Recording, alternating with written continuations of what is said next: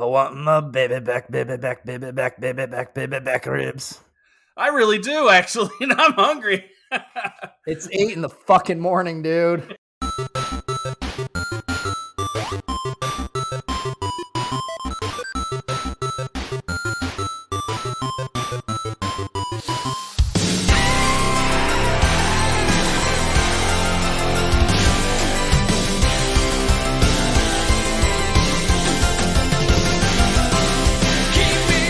Do you love the movies? Do you miss going to the video store, acid-washed jeans, and MTV with music? I know we do. Welcome to Mike and Anthony Soda Pop Culture Club. Me, Mike, along with my co-host, Antoine. I want my baby back, baby back, baby back, baby back, baby back ribs. I really do, actually, and I'm hungry. It's 8 in the fucking morning, dude. Yeah, but hey, baby back ribs, I'll make me some. We bring our take on a classic movie every Monday from the 80s, 90s, and beyond, during which we will play the game and open up a six-pack of our favorite scenes.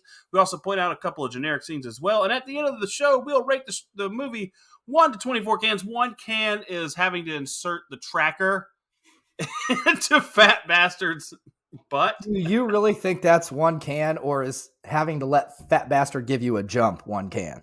Well, there's that. Or is it having to fish it out of the toilet? Is that 1 can? Let's just say an evening with Fat Bastard is 1 can. Just a time in his presence is probably Yes. 1 can, and 24 cans is Heather Graham in this movie. that's pretty So see that even I don't know now. well, because she's with Fat Bastard. Okay. Fat Bastard. So I don't know if I can do that. But before we get to all that, I'm talking about jealousy. I'm talking about from a sanitation standpoint. Oh, I get it. I mean, you hose someone down. Don't worry, buddy. There's peroxide. You hose it down, but no, like you got to take it apart and like clean all the gaskets He's wanting to full rebuild, people. with rubbing alcohol. But before we get to all that, we want to let you know some things. We want to hear from you guys. We want to do the movie suggested by you. And we've told you many times how you can do that. But the number one way, the one we love, is the one that Anthony's going to tell you about. Yes. Jump onto Apple Podcasts. Leave us a review. In said review, let us know the movie you want us to do. See, that rhymed. But did you do that on purpose? No, I didn't. Sometimes it just happens. I don't even know. It just happens. All right, so there you go. That's your instructions. Go make it happen. Yes. Are you ready for the trailer? Send us some money, too, so I can buy some medicine, apparently, because I'm still fucking sick. Yes, medicine will help. Anything will help. Or buy some merchandise at our website. Anyways, you ready for the trailer? Ready. Okay.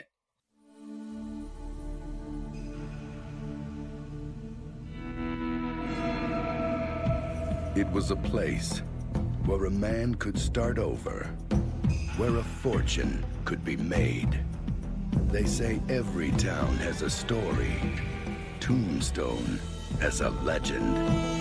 Who is he? That's Wyatt Earp. Better name for himself as a peace officer. I heard of you. I'm retired. You must be Doc Holliday. You retired too? Not me. I'm in my prime. Hollywood Pictures presents The only real law around here is the cowboys. the story of Wyatt Earp. The first time in our lives we got a chance to stop wandering and finally be a family. Now this is trouble we don't need. If we're gonna have a future in this town, it's gotta have some law and order. What do you want, Ringo? I want your blood. I want your soul. I want them both right now. They shot your brother.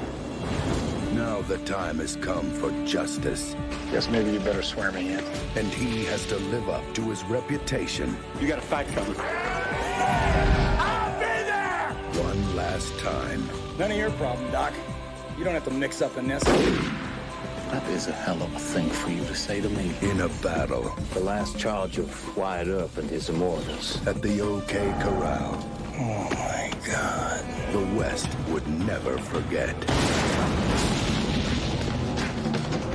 Kurt Russell, Val Kilmer, Dana Delaney, Powers Booth, Michael Biehn, Bill Paxton, Jason Priestley, Sam Elliott, and Charlton Heston.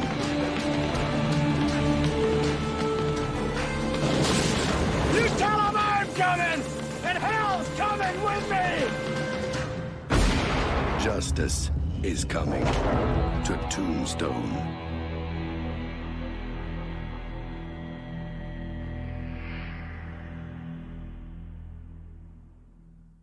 All right, so there it is. And here's our breakdown by the numbers, directed by Jay Roach and starring Mike Myers, Heather Graham, Michael York, Robert Wagner, Rob Lowe, Mindy Sterling, Seth Green, and Vern Troyer. Austin Powers, The Spy Who Shagged Me, was released on June 8th, 1999, taking in $312 million at the box office against a $33 million budget. It scores 6.6 out of 10 on IMDb and 53% on Rotten Tomatoes. Interesting. 53%. Yeah. So, well, is Austin Powers polarizing? Would you say that? Like, is it like one of those things either you love it or hate it? I think so, pretty much. Okay. I mean, it's like it's your bag or it's not your bag. It's not your bag, baby. So, that is so true. That is so true. Either it's your bag or it isn't. But you know what my bag is? You know what it is? It's the game. Hey, he got it. It's the game. And you know what the game is. That's where I'm going to read Anthony 3 movie reviews. 2 of them are real. 1 of them is fake. And all he has to do, he has one job in this world, Is to guess the 2 wrong ones. is to guess That's the all one I that have to I do. created. And usually he does guess the real ones. Or the 2 real ones. Wrong to me because they're not the right answer. But So he needs to go think opposite of what he thinks. I should. But you all can play along and notice how you're right and he's always wrong. And that's my favorite part of it, is that you sitting there listening can go, he's such a fucking moron. How did he not know? And I love that part of it. All right. And I go, I don't give a fuck either way. But he's still a loser. Are you ready for this? I'm ready. As much All as any right. loser would be. James Berardinelli, Real Reviews. Absent are the freshness and spontaneity that characterized the original. Rob Dreher, New York Post. Amusing, but ultimately disappointing. Holly Sullivan, The Star Ledger. For me, this sequel is a no, baby. You're on mute, and I love it. He's sitting there talking. Sorry, I was talking to myself. Well, I try to be on mute when you're reading these. I'm going with the 3rd one. And why is that? Because of the fucking wedding singer, bitch. He finally nailed one, people. He finally got it. Guess who? Me. Who hasn't? I tried to go with the sister, I thought maybe you didn't pay attention to the sister. My bad. Maybe I should have went with the limo driver's name. You know what's funny? Originally, I was going to go with the first one just because that name sounded like a fucking T-Bird from Grease. It does, doesn't it? Actually, the guy who played the bad guy in the car, that drove the other car, I think his real name is an Italian name very similar to that. Yeah. So so he got one. I feel shitty now. I feel like there should be like major celebratory music, fireworks, shagging going on. I don't know, but I fucking got one. You know what you should do? You should have with you. You know those little pocket pussies, alcohol bottle little that. poppers that have confetti in them. You should have one that you pull the string and the confetti shoots out. You should just have one for every time, just sitting next to you, just in case. Champagne bottles. Yeah, those little champagne poppers. Yeah. You should have one sitting next to you just in case. I think I should, but I should fill it with alcohol. Well, no, but you want the one with the streamers. You pull the string and it shoots out the streamers. Right, I know it's party poppers. I know. Party popper. Yeah, you should have one with you, so that way you feel better about yourself. I don't feel either. I don't feel any different than last time when I got both of them wrong. I feel the same still. All right, so we have done the original, right? We've done the original. Yes, we did. A long time ago. And I forget what I scored it, to be honest. I do. It's been a long time. I could tell you. Oh, actually, he's going to look. That's fine. I've already scored this one, so whatever he tells me will not change. I already scored it too, so that's fine. Will not change. But I forgot. Hold on 1 second. We did this one a while ago. This is like one before we did ratings, right? You did 17.5. Yes. I gave it a 20. So there we go. My memory thought 18, so I was close. Yeah. So I was close. I was in the ballpark, as they say, right? So, and it's the beginning of baseball season right now. So there. Whoopity-doo. Whoopity-doo. Anyways, so okay. So here's the thing: we've done the first one. Now, my first question was going to be, Mike Myers, was this just a run it back movie? In a lot of ways, yes. You could almost say this is just like the first one, just a different version of it. I think it ran it back and then took a couple other things with further, right? Like Right, it did. Like it did a little bit of both. It ran it back, and I mean, it just went back to the well on a lot of shit. At the same time, it did it pretty well. Do you? Yeah, I was gonna say because to me this series ends with this one. Goldmember not as Goldmember is that's where it tanked for me. And I think maybe that he should have stopped it too, or he should have redefined the well. Right. I mean, and it's funny because as lame as Goldmember was, I would still be excited for another Austin Powers movie. That's correct. And I would still want to see it, which is weird. It's like you still want to know, can you bring it back? Mike Myers is too old, I think, now. I don't know. Maybe he could have a kid or something. He's too old to fuck up his teeth and wear poofy hair. No. You're right. I think that's his look now, anyways. I mean, he looks a little off these days. He was able to bring back Wayne's World for the Super Bowl commercial. I think he could bring back Austin Powers. True. Now, here's the thing. When we think of his best work, I think Austin Powers, the first and the second one, are his best work he's ever done. Do you think it's Wayne's World? Because Wayne's World 2 obviously was not his best work he's ever done. I don't know. I think it might be Shrek. Well, okay. That's a whole other arena to me because but you're talking best work. Yeah, but I'm talking about something made for adults, not kids. Totally Shrek is made for adults. It has points. I get that it has humor in it that goes both ways. I mean, the whole donkey character. Let's get real. I mean, I think Austin Powers and Wayne's World is made for both kids and adults. So you think Shrek is it? I will. You know what? I think in 100 years, somebody might be watching a Shrek thing that not an Austin Powers thing. I will say, like the thing, the credit I will give Wayne's World and Austin Powers. It's one of those because you've heard stories about Wayne's World almost never got made because they just didn't get it. Yeah. Kind of the same thing with Austin Powers. It's like, to be able to sell that and to get that made and to have people understand it and get it. If he doesn't pull off Wayne's World, he doesn't do this, right? Like I don't know. I mean, it's two completely different things. So who knows?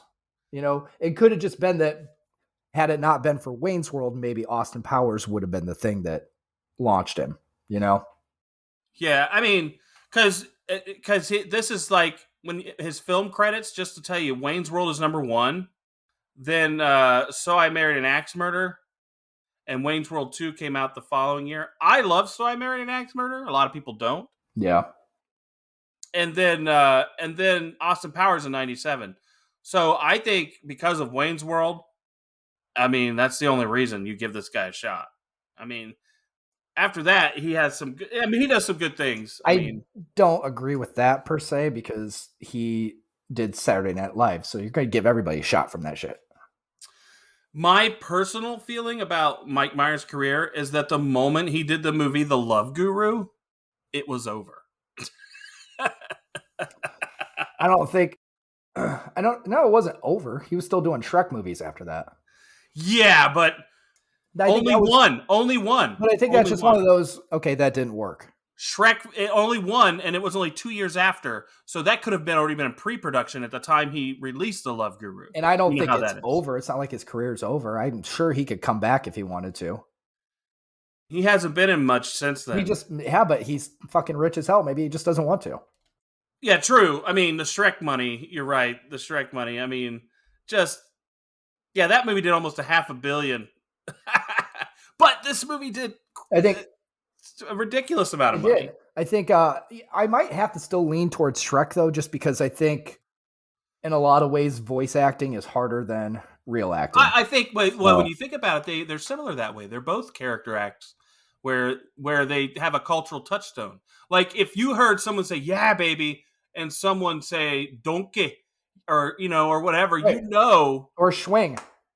Like I'm saying, the things that he created are cultural touchstones, right? Like, absolutely. I mean, that's why you can go to any of them and be like, yes, that's his jam, that's his masterpiece, because that's his bag, baby. He influenced so many fucking people. He got you saying so much shit from any of those franchises.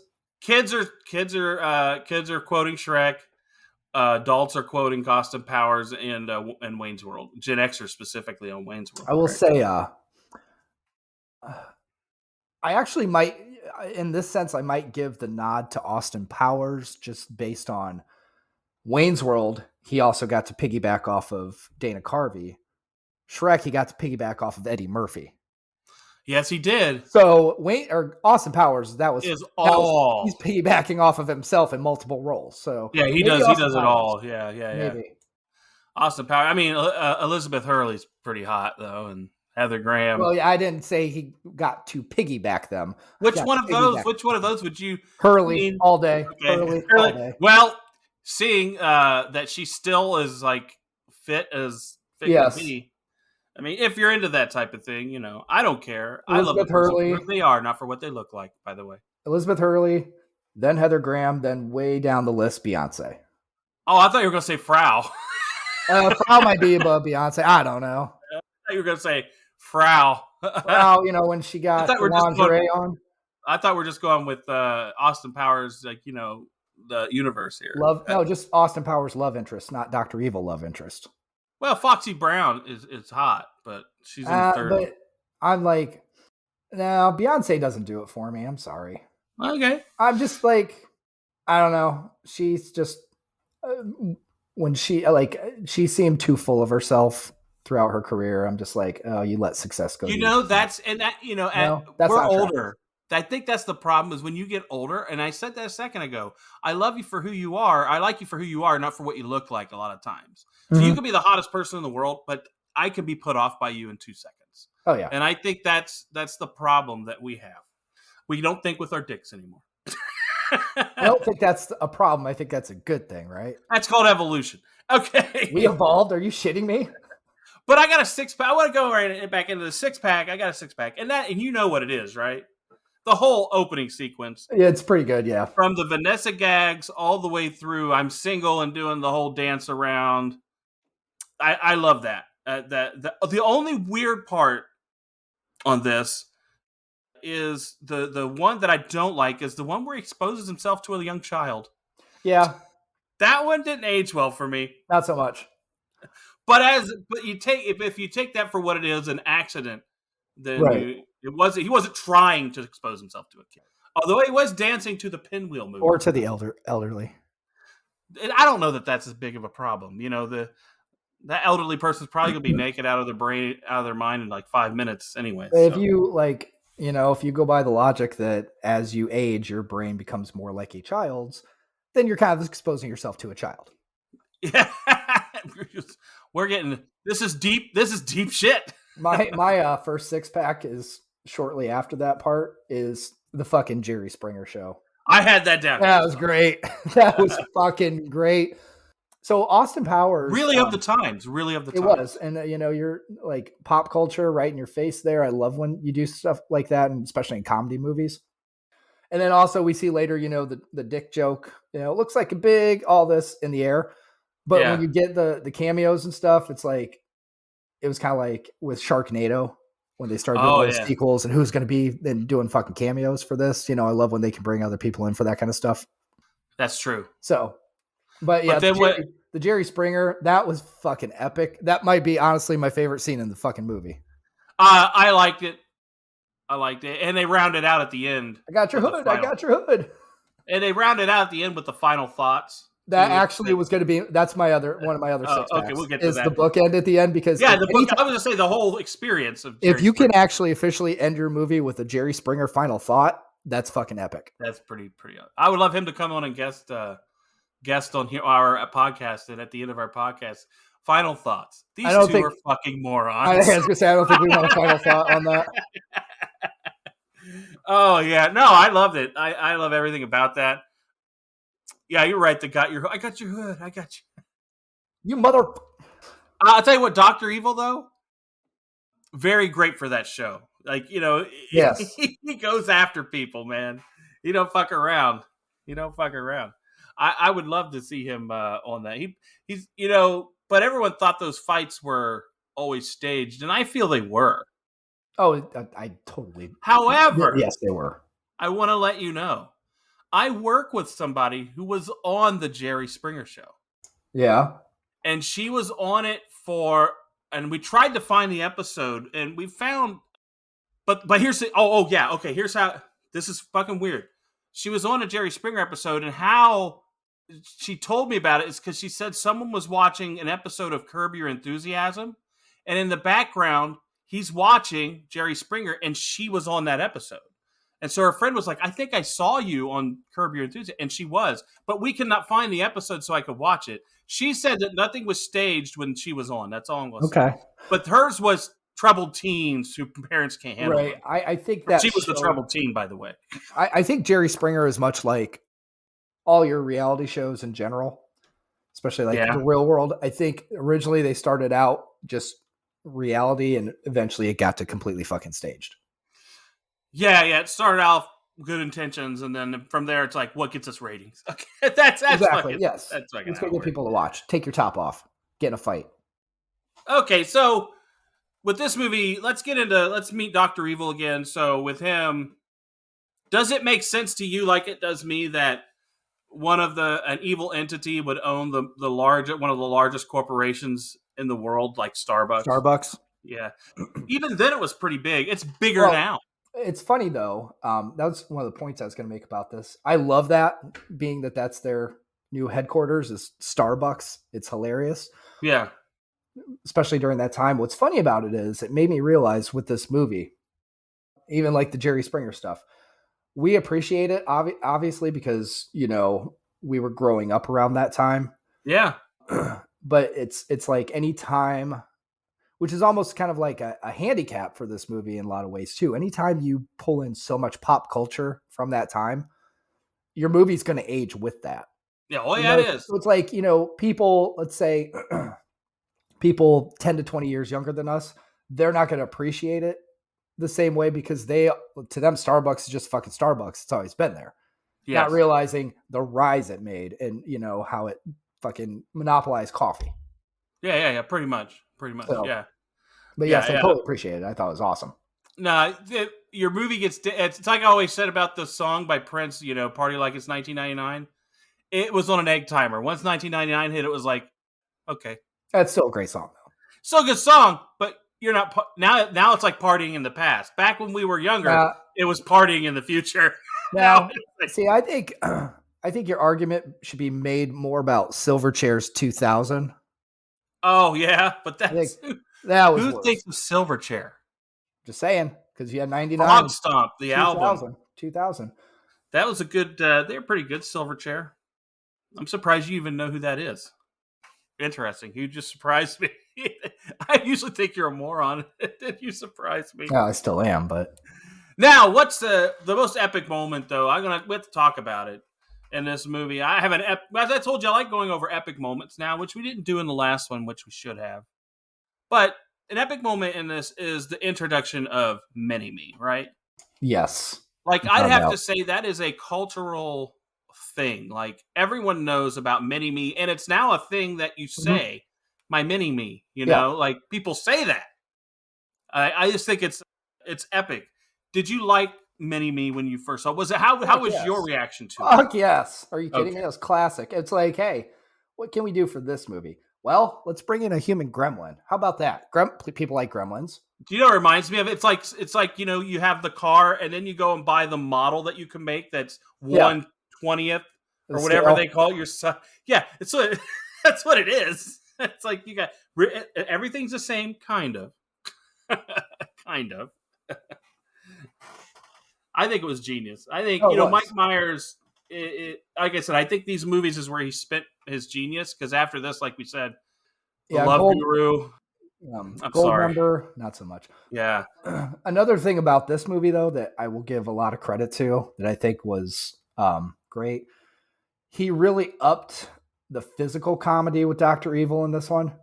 Oh yeah, like with the ball where he throws the ball into the thing, and then he does the kick in the celebration. Jumping into the time portal before it was turned on. Yeah, there was a lot of really funny physical comedy from him in this as Dr. Evil, so that was cool. I think probably he probably noticed because if you watch the first one, Dr. Evil didn't move around a lot. Right. He sat a lot. Yeah. I mean, the most he moved around was when he went to that counseling session with Scott, I think. Mm-hmm. Was probably, and when he had to jump into a pod and get fired out. Session with Carrie Fisher. Yeah. It's Carrie Fisher. Miss her, don't we? Anyways, now the Zip It gag. Yeah. I think it's fun, but do you think they went a little too far with it? Just a skosh. Well, it's you've got the Zip It gag, you've got, like I said, the flying penis gag. You know, they just went back to a lot of the same stuff from the first movie. Well. It was so funny though. And the thing with it is, I mean, there's some of it in the second one is actually funnier than what was in the first one. So I do appreciate that. But at the same time, you do have to acknowledge you're going right back to the well. So it is what it is. Yeah, because I kind of get, I like going back to the well a little bit, but because like in the beginning of this, they went back to the well with the Swedish penis pump, but they did it in a way that it was just, he saved it from the bar when the Fembot was shooting at him. Right. He didn't have to dwell on it.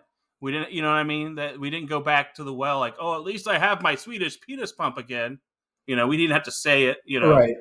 We could just, we could be a little more subtle. Yeah, I feel they went to the well a little bit, and so I just thought went just a little, like it was just doing it for doing its sake. It was like, remember how we thought that, or at least I thought Wayne's World was a series of SNL skits put together. Mm-hmm. Like it was very broken up that way. That's kind of what this was. It was like, okay, now we're doing the SNL skit portion of this movie, and we're just redoing this thing. That's what it felt like. It is. It's just, this worked in the first one. We've got more funny stuff we could say for the second one, so let's throw that in. Now, I have a question to ask. Okay. Can chess be erotic? Like, I mean, if you fuck on top of a chessboard, I guess. Well, no. You know what I'm talking about. Like in this, like, did you find that erotic, that whole chess? Absolutely not. Oh, okay. I called a generic for you here. You did? I figured you would think it's generic when she licks the game pieces. Oh, no. My generic is drinking a cup of shit. I knew. Oh, that's on here too. Duh, but I figured you would hate it because if you went and played that same chess piece. I am playing that same chessboard. I'm so But you didn't know. But you didn't know she licked them. You would be pissed off. Like, I know you would be. I just know that is generic to you because it's against things that you... It'd like me going to your house and licking all the glasses in your cabinet and not telling you. Which you probably have done. You don't know that. You probably have. But guess what? I only drink out of beer cans, so fuck I stuck my tongue in your bottle of Buffalo Trace. Now that might get your ass kicked right there. But I guess I can tell myself it's fucking whiskey. It's going to kill all the germs. It's alcohol, yeah. It's 90%. It's good. It's good. It kills it all. I'm guessing. I think that's what it is. At 90 or 80% alcohol. So I bet it's 90 or 80%, somewhere around there. No, not. It's like 40 to 45%. That's not strong then, huh? No, that is. The proof is 80 to 90. Oh. Because I was watching, they had this, Moonshiners, that show? Mm-hmm. They had a show kind of like the people who make knives and shit where you make the best thing. And they had people making moonshine. And they were proofing it and they were saying the percent of alcohol. It's pretty interesting to watch. I will have to say, I know how to make it now. I want to learn how to make my own bourbon. That'd be pretty sweet. It's not hard. It looks like just whether you make it well or not that's the key. Time consuming, and you have to have the right parameters for it. Yeah, I agree. I'm with you. It is time consuming. Like the beer kit I gave you, and you still haven't made the beer because the mix that came with it was outdated, dipshit. And it's not. There is a place called Amazon that probably has it. Okay. I know. It's on my to-do list. Make some beer. From last year. It wasn't from last year. It's been less than a year. But it was from 2022. Just throwing it out there. Yeah. Somewhere around there, too. Anyways. You got me half a kit. What do you want me to do? Oh, shit. What do you expect for $1 or whatever? I still have to get the bottles to go with it. And I got it at that place. I know. I got to get the carbonation tabs and I got to get the mix. And I will do that at some point. I got you started for $1. Now, I want to talk. You're like my in-laws bringing us a fucking plant to plant outside like a week after we move in. We're kind of busy right now. That plant's going to fucking sit there. And you know what? It sat there. Well, I would never bring you a living thing. We never fucking planted it. I would never bring you a living thing. They brought it to us like a day before we were going on vacation too. Yeah, I'll what never the shit? do that. Speaking of day before we go on vacation. There you go. Actually, technically, we go tonight to a hotel before we go on a plane tomorrow morning. But I want to talk about when he goes back in time, because, this is a time travel movie, strangely. Yes. Time travel movie. And, the plot is Dr. Evil has stolen Austin Powers' mojo. It basically sucked it out of his growing area. Well, Fat Bastard did for him. And now Austin Powers can't perform, I guess, is what it comes down to. He's worthless.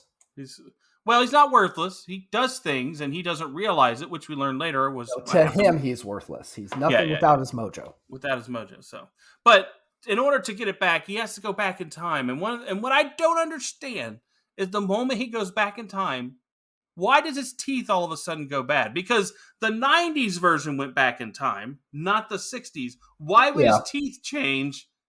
Are the rules of time travel in Austin's world, like, if you go back to your time, you are who you were? Must be, because... But what if you're... But then, by that token, when Heather Graham goes back to the future, she should be an old lady, right? It doesn't work like that with girls. I guess. I'm just saying. Yeah, it just, to me, it just didn't hit right with the teeth thing. Oh, it was funny, though. Yeah, it's funny. On the mirror tracks.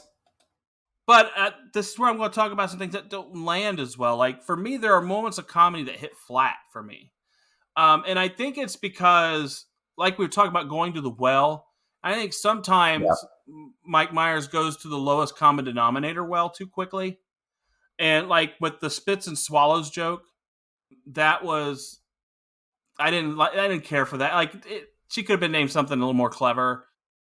And then the foreplay joke from earlier with the fembots, it's like, if you knew foreplay, you would have known, Oh, I thought that was funny. I think you would. How did I miss those? But I'm just saying, I get the joke, and it's haha funny for someone who has a very simple palate for comedy. But I just feel sometimes you're too sophisticated for this. No, not at all. But my point is, I feel like sometimes he could be a little bit more clever. Like, for someone who is a comedic genius, I think there's more. He could have done better with some of that. Like, he doesn't, Yeah. It's like we don't always have to tell dick and fart jokes when we're out of material. You know what I mean? Don't have to, but they still work. So.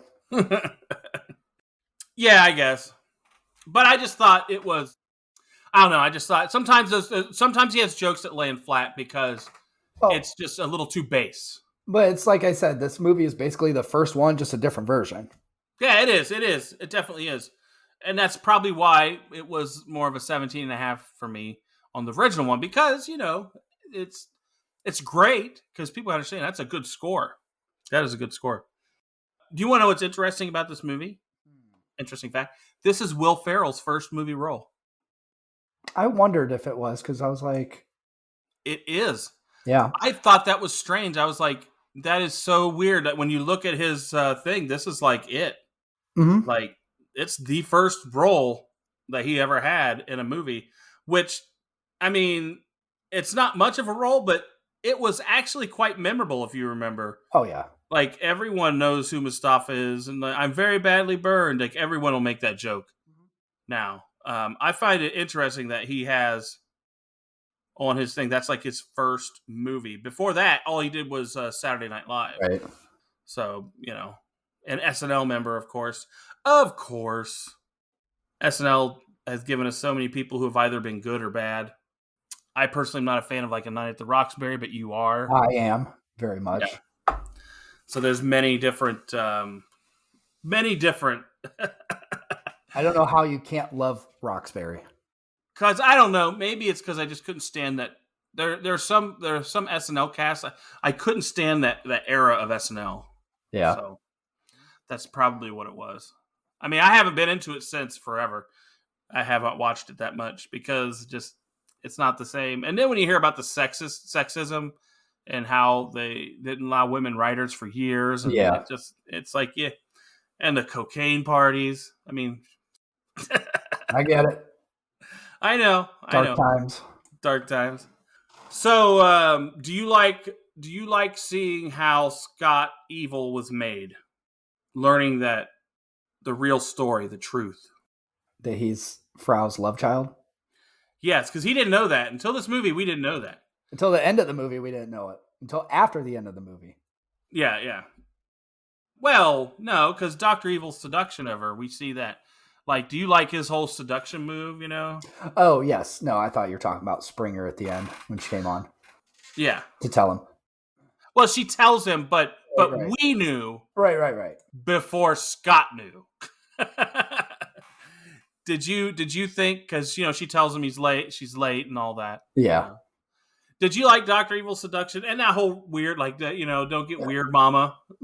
Yeah. One for me, one for my homies. I don't understand that. Why would you do that before you're about to, like, go into it?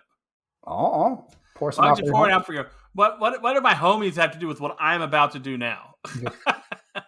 They're rooting you on from somewhere. No, the only thing about it, though, is... but then that really just wipes out the whole explanation from the first one. We froze your semen. Yeah, it does. The continuity there is a little off, but I think they can get away with it. Well, but now here's my question. Is this where we talk about, like we did with, Back to the Future and stuff, like if you go back, the first time you go back in time, does that change? So was originally... Yeah, it changed. It changed. A test tube baby until Dr. Evil went back in time, banged Frau, and then had Scott that way. But at the same time, again, if you're going to go that route, it would have been a different kid. Or no, unless they use her eggs, because we don't know. Well, if they use her eggs, still, chances are it would have been a different kid because you're talking about frozen jizz and then a live shot. I don't know the difference. Like when it comes to genetics, I don't know if it makes a big difference. I don't have time to explain that to you, so we're not going to. What are you saying? You don't have time to explain to me that you think a frozen egg and sperm would produce a different genetic code than one if I do it the old-fashioned way? Different sperm. No, you don't know that. See, that's what I'm saying. You don't know. The same sperm that the coincidence is ridiculous. Same day, that would have been the sperm they would have frozen. That's the coincidence would have been ridiculous, but it could have been. I understand what you're saying. Okay. I'm not an idiot. But my point is... Let's don't start that either. But this is already a fantastical movie. We can assume that it would have been what we're saying. Her one egg that she was going to give and his sperm that he was going to drop that day anyways. Right. So... that load with billions and billions of sperm in it. I know. What's the odds? Swimmer. What's the odds? The frozen side to the fresh side. Okay. Although, who knows? Maybe he's very similar to the old Scott. Maybe he's a new Scott, but very, very similar, except for he doesn't have a nut allergy now. How do we know? Could be. So, I want to get to Fat Bastard, okay? Yeah, there we go. I want to call him a generic. I know you do, because I knew, Or is he epic?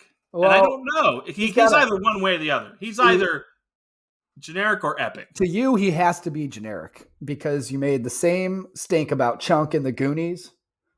So he's got to be your generic. No, Fat Bastard celebrates his heftiness. Chunk did not. Actually, he doesn't. At the end, we find out his real feelings. So he actually doesn't. That's just a facade. No. He said, "I'm just kidding." He didn't mean it. No, he did. He just said, "Oh, basically, the hell with it. I'm gonna kill you anyway." He didn't say he was kidding. He said, "I'm gonna kill you anyway." But as far as we know as people, the way he celebrates himself all the time, we wouldn't know he has those until he revealed them late. So, but he did reveal them, so we do know that now. Is what I'm saying. But is he generic or epic to you, or just eh? He's epic in the quotes we get from him, because he is one of the most quotable characters in the whole fucking series. I want to eat it, baby. I got bigger pieces of corn in my crap. Yeah, you're right. Like the baby back ribs thing was big because of him. I farted. I still say that. What, I farted or? I farted. I eat because I'm fat. I got a turtle head I'm- poking out. I'm getting emotional. And I'm fat because I eat. It's a vicious cycle. So epic in that sense, yes. That's why I was saying he's generic in the sense that he's a disgusting person. Very much. Like the whole when Felicity has to, bang him to put the thing inside his butt and all that chicken grease. I thought that would be your generic. It could have been, yeah. So I thought that would be a generic because that's one of mine is her having to be with him and the whole chicken grease situation. I guess it's all over and probably easy to get that thing slid in there. Lube, yeah. Little lubrication action. But before we get to that, I just want to say I did have a 6-pack because I love and the late Burt Bacharach, now late and Burt Bacharach. Sad to see because he just died like earlier this year. Yeah. But he was in this movie with Elvis Costello, and I own the album they did together. I do own that. So there you go. Right.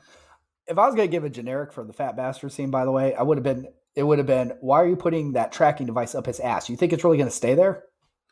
Well, yeah. Well, and lo and behold, where did they find it? Exactly. However, it did end up being the thing that helped catch him. Now I want to go before we get to that. I'll get to. Actually, no, we can go to that.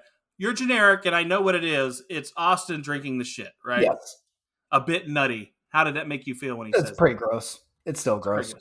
But that's how they end up finding Dr. Evil's by trace elements in the shit. Anyways, but before we get to that, we get the soliloquy of Dr. Evil saying what he's going to do with the laser, and he's going to have the Death Star and the Alan Parsons Project. That's funny. Yeah.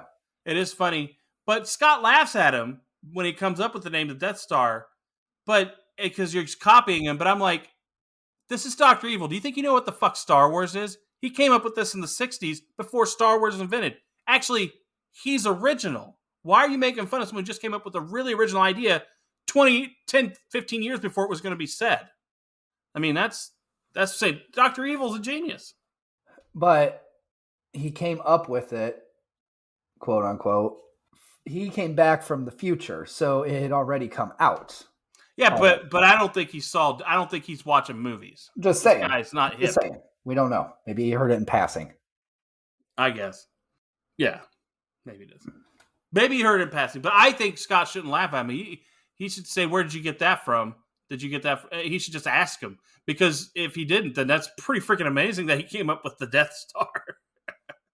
With a giant laser on it. Just saying.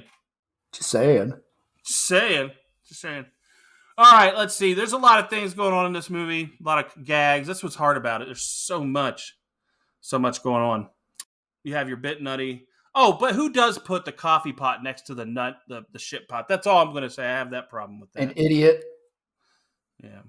Austin Powers. Okay. Yeah, he did it. Austin Powers from 10 minutes into the future did it. Yeah. Blame him. 10 minutes in the future. Probably. I love when Dr. Evil is talking to the president and Mini-Me is humping the laser. Yes, don't hump the laser, Mini-Me. I think that Mini-Me in general, just like the little things, I think that's what they did well in this. Like when he's gnawing on his kitty. We don't gnaw on our kitty. We stroke it and we love it. And love him. Yes, that's it, man. Like it's just funny how he gives that Mini-Me so much attention and tries to care for him in so many ways, and then just shits on Scott when he gives a good idea. Another which I thought was really funny. First, having Rob Lowe as number 2, like that was a great casting choice. Which always. They've got their Wayne's World and Robert Wagner. When you think about it, definitely. Both of them. Both Robs. Good job, Robs. The Bobs. And obviously they've got their connection from Wayne's World, him and Rob Lowe. But you know why? But remember, it's because Rob Lowe had that sex thing. Yeah. That sex tape scandal. And he owed him probably. Exactly. I still love the scene where he keeps throwing the ball in his face. You gotta cry. Oh, that's so fucking good. Squirt, and then all of a sudden that was great. and everyone's looking at like you're just a piece of shit bully. Yes. But that is bullying. I mean, that's what you'd expect from Dr. Evil. He'd be just, you and him are kindred spirits. Yeah, must be. Well, yeah, I mean, you're kind of a bully. I mean, I know. I'm going to throw a ball at your face. You'd like put your balls in my face. See what you just said? That's not what I said. That's what I heard. Quit twisting my words into your fancy. Now, like I said, this movie is a series of gags. Pretty good strewn together in a good way. Once in a while, they feel like skits. Like I said, sometimes it feels like we've exited the movie to do a thing, a bit. I feel those happen here and there. Most of the time, that's like when you do the Zip-Its or the, my other 6-pack is one of those. It's just the two of us. Okay, that right there, I was going to ask you, how big was that rap? What was that? How big was that like back then? Think of how big that was in pop culture. It was great. Like everybody wanted to see this movie to see that rap because back then we didn't have the YouTube. We didn't have people taking pictures of it with their phone. You had to go see it to enjoy it. And that was so big that everybody went. That's why it made over $336 million. That leads to Goldmember, where again, going back to the well, because then we're going to do Hard Knock Life because we have to do the songs, even though that was great too. But then that you pulled from the second one to go to the third one. And instead of taking it to a new place. Yeah. Right. Yeah. It I can say it does get a little derivative. But one of my favorite gags, like we're talking about, was the shadow gag where the people are walking up and they're pulling the shit out of the bag.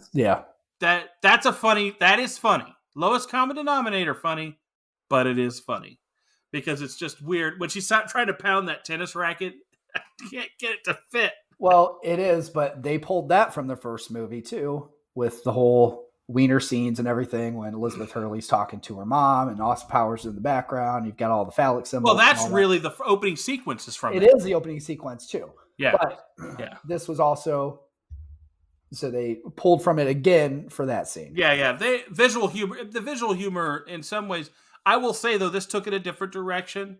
The opening sequence is a little closer to it, but it was more of a dance. So at least he did it in 3 different ways, right? Like he did it in a way that each one was different, but similar at the same time, Right.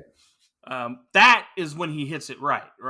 When you don't feel like you're going to the well and it's the same water you're drinking, you're going to a new well. Or it's a little different.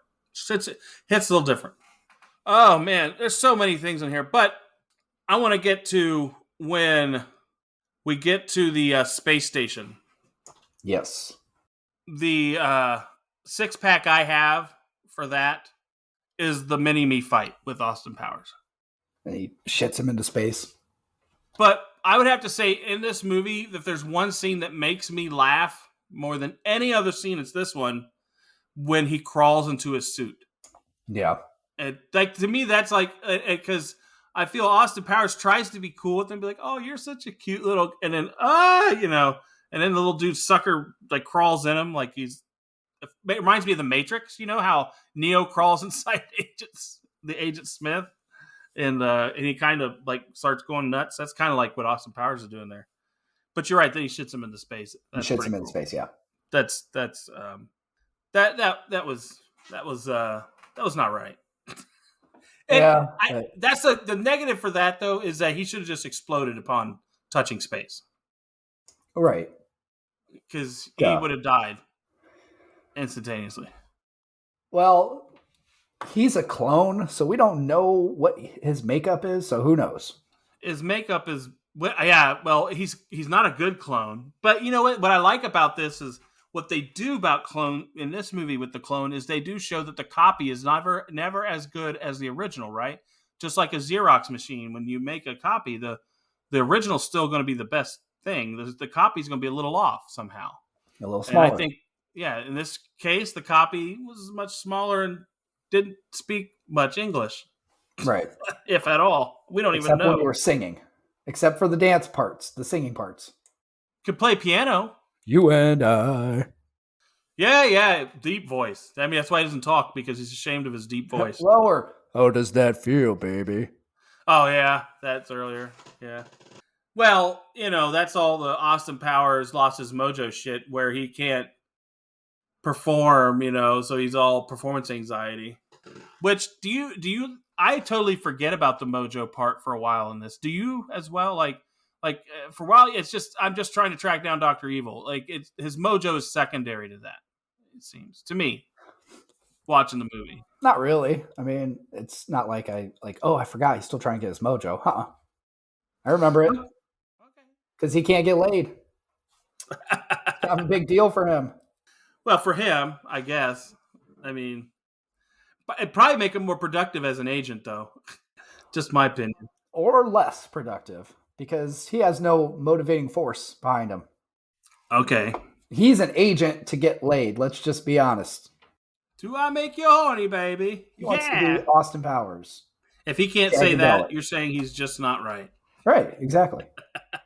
Now, the time portal at the end when he's saving Felicity, that created a real Lugal situation, I like to call it, going to a bathtub time machine. Because another version of himself... bathtub. Bathtub time machine. I'm saying what I want to make with Anthony. It's a subliminal mistake. Here we go. There is... But no, it created a real Lugal situation because you know how he had multiple versions of himself throughout history? Yeah. That's kind of what happened there, right? Now we have two Austins running around. Mm-hmm. If you do it again, would there be a third Austin then? Then it's multiplicity. Well, no, multiplicity is the cloning thing. I understand, but... Which is a great movie that no one really appreciated. Kind of what you're doing, though. Yeah, kind of. But I'm saying, now there's multiple of you running around, and it makes me wonder. Or is there just the one original? Well, no, there's multiple. There's two of you now. Because there's also the one frozen in ice, remember? Yeah.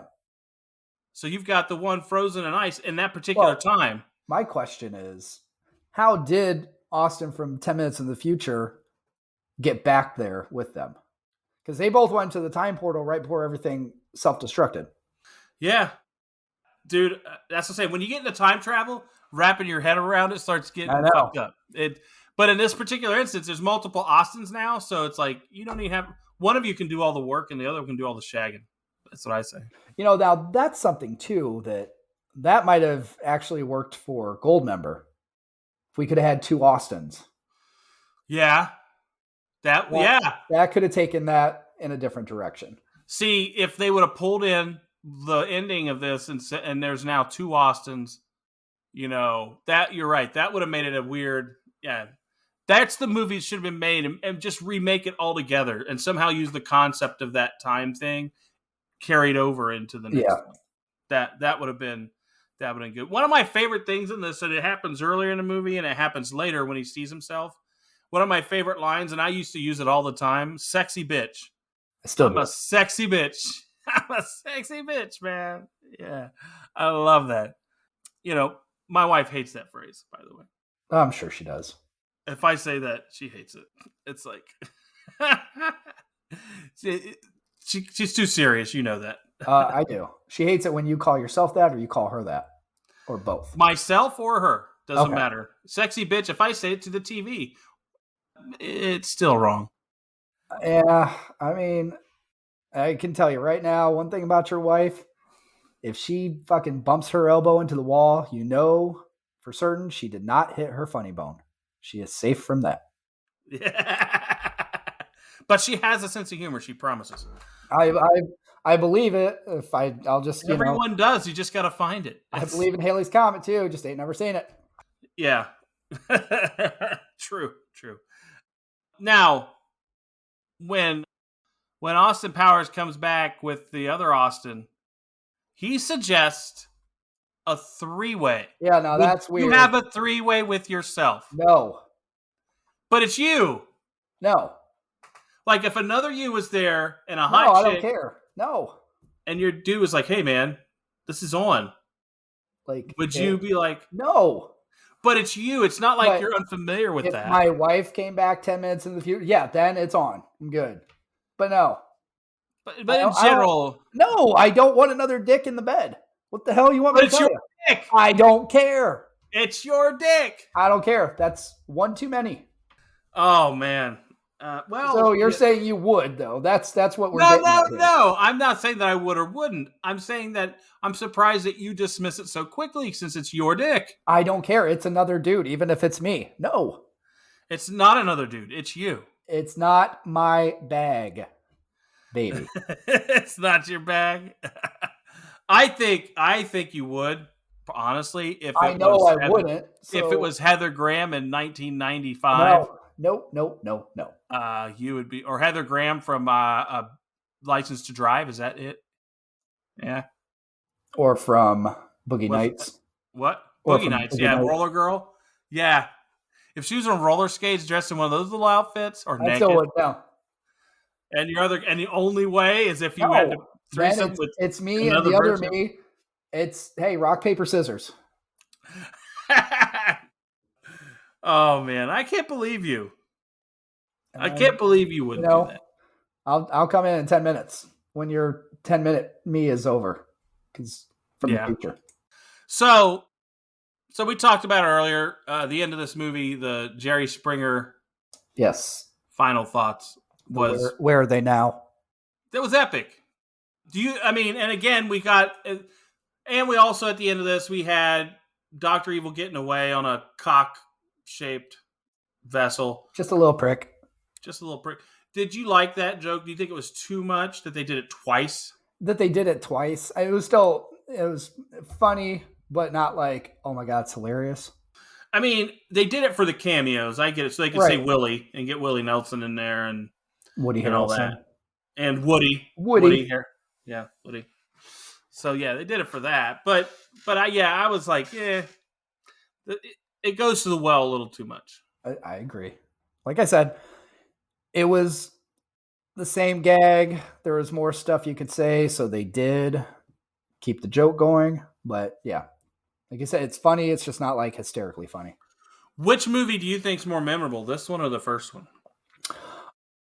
They've both got a lot in them, a lot of things that are funny. I would say this one because to me, this is more quotable, especially because Fat Bastard. There's more quotes that you get out of this to me. And the mini-me thing. Yes. I'd agree. Yeah. So.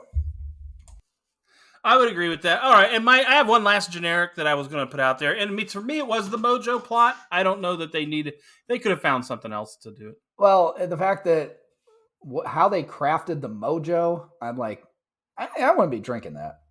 Oh well, yeah.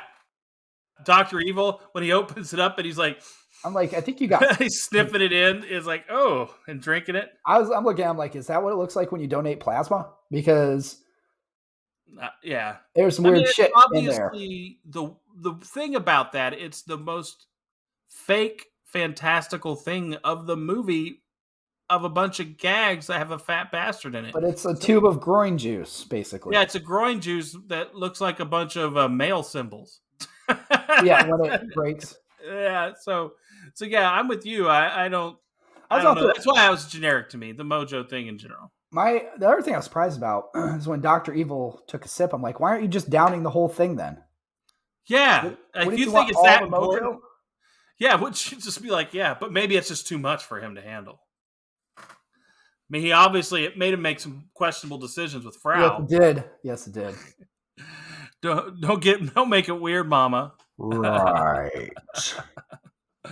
Oh, okay. So what I have to ask you, you know what it is. You know what time it is. Memorabilia. So what is it for you?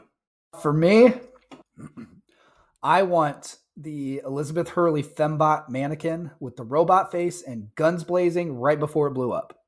That's a display piece. That is a display piece. See, now I was going to say Dr. Evil and Mini-Me's matching suits. Okay. Like put those on your wall or on a mannequin. That'd be pretty cool. The tracker that was put in Fat Bastard might be I don't want that. Why not? Or Fat Bastard's bagpipes would be cool though. Or was it Selma Hayek that was get her, if I could have her prosthetic dummy or whatever that was, that'd be pretty cool with the thing going through it like a shell, like a grenade that went through her and her face all mangled. That'd be pretty cool. That'd be I'd pretty go cool. with But I'd go with Elizabeth Hurley though. Or if but I like I could get said, it, if I could get it without the robot face when it still looked like Elizabeth Hurley, all the better. I think though, if you had Dr. Evil and Mini-Me's actual suits, that'd be pretty badass. So there Yep. you go. That's pretty badass for me. That's where I'm at with it. What do you got going on with your ratings? I think you're first this time. I am first. So we already talked earlier about what we gave them before. I gave the first one a 20 because it was epic, something you hadn't seen before, very funny, great stuff in it. As far as sequels go, this one is interesting to me because, as we just mentioned, it's probably more memorable as far as a lot of the gags in it and the quotes and the humor. And like I said, I really like Dr. Evil having more physical comedy in this one. I think that added a lot to it. But the drawbacks too are this, like we talked about, you're going to the well so many times. It is kind of the same movie, just a different version of the first one. But with that, I do think it's a really, really fucking strong sequel. And I think I enjoy it as much as I do the first one. So that's a big deal to me when you're talking about sequels. So I'm going to give it a 17. Okay. Wow. There you go. Okay, so for me, I'm very similar. This movie, there are some straight bangers when it comes to the comedy. Like we said, there are some things that you just don't get in the original, and they're unique and new, and I love it. Like the Mini-Me, Fat Bastard, some of the quotes. But the plot to me is a little loose with the mojo. It's kind of They could have figured out another way to devise the movie that probably would be a little more interesting. But I guess plot doesn't matter when it's about substance. It's more it's more about style than substance, that type of thing. Yeah, and it went to the well too much. But I think it's almost as good as the original to me. Really close. And I told you earlier, I thought I'd given it an 18. I did not know I'd given it a 17 and a half. Because this one, I gave it a 17. I thought it was really close to being as good because it does have some things that elevate it higher than the first one. But then because it goes to the well, it goes a little below. Right. So it's like its wavelength goes up and down. It's almost kind of the same because it's better and worse in ways than the first one. Yeah. And I also think another thing with this, the fact that Goldmember is out there in the universe actually does help you appreciate this movie a lot more too. Yes, because that score goes down from there. That's why I think if this series would have ended here, we'd have been fine with it. I don't know about that. I think maybe if we had just waited longer to make a third to get a better understanding of. Do you think it was just a cash-in movie? You think they were just trying to get the check? I hope so. I hope so. I hope so. All right, so this is easy. Our average score is 17. And that's it. But what's that mean? I mean, That means it's fucking 17. Let's see here. As far as Back to the Future, Part 2, 17 and a half. Part 3, 17.25 or 17 and a half. I'm sorry. Part 2, 16 and a half. Part 3, 17.5. That makes sense. So there you go. As far as especially comedy sequels. Because Part 2 is a little in the weeds for Back to the Future. While memorable, not always the one you want to watch. You always want to watch the first or the last, if you ask me. But Home Alone 2, 14.75, because you did not care for that one as much as I did. No, it's the same movie. It's more of a rerun than this. That movie is a straight retread. Again, is going to the well and saying, I love it. But we just said the same thing about this movie. Yeah, but this movie at least did some original things that were good. I don't want to rehash Home Alone 2. Okay. Have it your way. That's not BK. That's Burger King. I mean, well, here you go. Wayne's World, 16. Yeah, because it's not. I don't think it's as good as these movies are. I think these are better. I think as Austin Powers was his magnum opuses. I think those two movies are the peak Mike Myers. Well, so that's where it's kind of interesting for me. I gave Austin Powers, the original, 20. Wayne's World, I gave it 18. And then Spy Who Shagged Me, I gave a 17. So there you go. I think Austin Powers was his peak. Like, this is it. He has done his best work, and after that, it's downhill. Except for Shrek. Well, I don't count that because it's kid stuff. It's hard to... But he's not identifiable in it. He's just a voice. You don't see him. So, you know what I mean? It's a little different that way. Like, He's not the thing that people see a green man, not the voice. That's why it's hard to say Shrek. It's made him a lot of money where he doesn't have to do anything else. I think that's the problem. He may have been more motivated to make better movies had he not had Shrek money, I'm guessing. I don't know. Because Shrek money probably did him in. That's Oprah rich. So, yeah, there we go. I'm guessing it is. I mean, how much money did Shrek make? Just off $500 million? Yeah. $100 billion. Shrek 2, $900 million. Let's see. Shrek the third. Let's see, how much did that one do? $800 million. How much money do you think he's made out of these? Shrek Forever After, the last one, about $800 million, $750 actually. I'm going to say more than Vin Diesel for Fast and Furious. No, I don't know. Fast and Furious has made a lot of money. Yeah, it's also got a lot larger cast and more mouths to feed on that. But he got Pitch Black, and he owned all of the rights to that and made those Pitch Black movies. He made a lot of money. Anyways, so that's this movie. Obviously, we like it as a 17. It's solidly good and worth seeing, and you should watch it. In the moment, these movies were like a cultural touchstone, and some of the things have still carried on. So that's good. So I'm going to tell you, and this is just based off of the Google or the Lugal. It shows Mike Myers' net worth is $210 million. Yeah. And Vin Diesel? Vin Diesel, 225. So I'm saying Vin Diesel got money. They're both there. So they made some money. I'd say that they play in playgrounds we can only hope to dream to be in. Like and they have stupid people money, stupid rich money. When you're talking net worth, that's just what's on the internet. We don't really know. It could be 3 times that. I can guarantee you they pay way more for their underwear than we do. Like we go out and we buy a pack of Hanes. They go out and they're probably paying $30 a pair. 400 Oak Street, Kmart, Cincinnati, Ohio. There you go. I don't know, but I'm just saying we don't know how much money they've got under the mattress in Switzerland. Who knows? You're right about that. And that should conclude our business, shouldn't it? Do you have anything you want to say?